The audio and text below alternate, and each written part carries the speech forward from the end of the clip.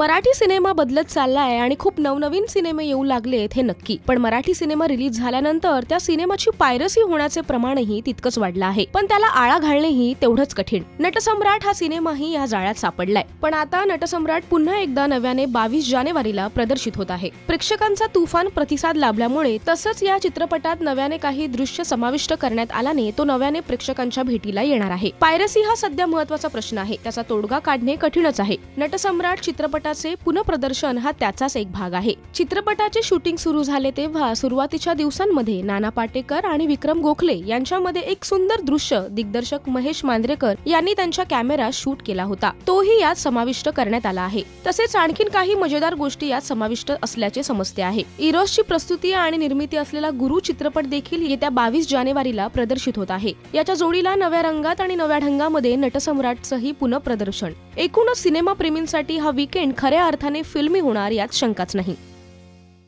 नमस्कार, मी मृण्मयी देशपांडे आणि आपण मला पाहताय राजश्री मराठीवर।